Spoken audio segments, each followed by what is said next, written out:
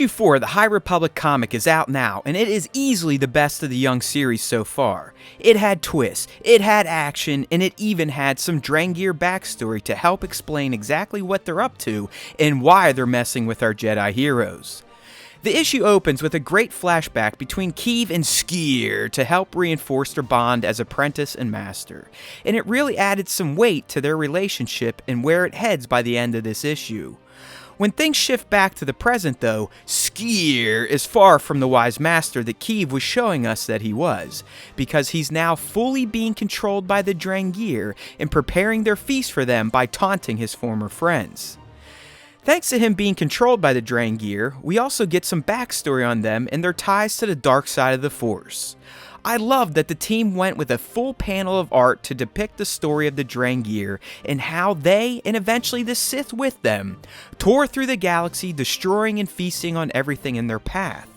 We also learned that the Sith ultimately betrayed the Drengir, but thanks to those pesky Jedi and wanting to explore the galaxy, their progenitor was set free to awaken the rest of the sleeping Drengir force.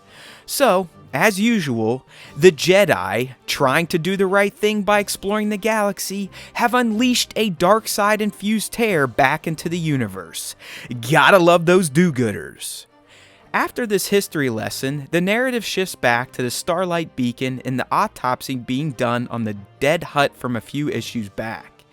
It turns out that this slug was nothing more than a cocoon for a Drengir, which does its best xenomorph baby impression by bursting out of the dead Hutt's torso. Now the Jedi are really in a bind because they're fighting the Drengir on two fronts, with one being their new home base in space.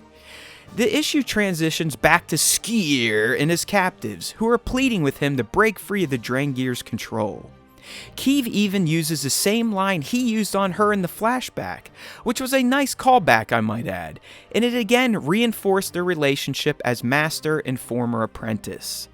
But just as it seems as if Skier has been lost to the Drengir and will indeed allow his friends to be eaten, he reveals that he purposefully allowed himself to be taken over and joined with the Drengir so he could learn how to beat them.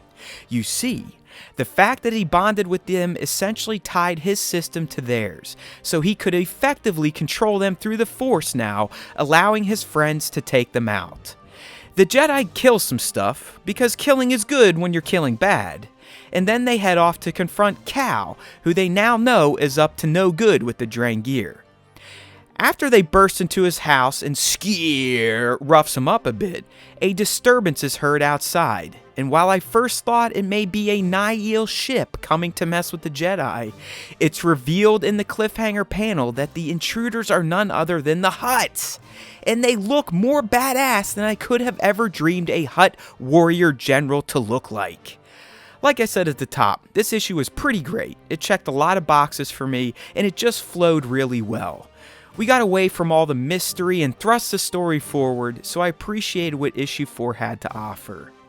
The Drengir bits and the art overall also stood out, so I highly recommend this issue for pickup.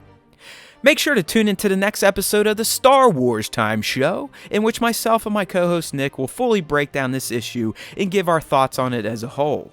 Thanks for watching. If you enjoyed this video, please consider liking it and subbing to our YouTube channel. We'd also love for you to join in with our weekly Star Wars podcast, so use the links in this video's description or head to starwarstime.net to subscribe to the platform of your choice. There's always time for Star Wars Time, and remember, if you listen to the Star Wars Time Show, the Force will be with you. Always.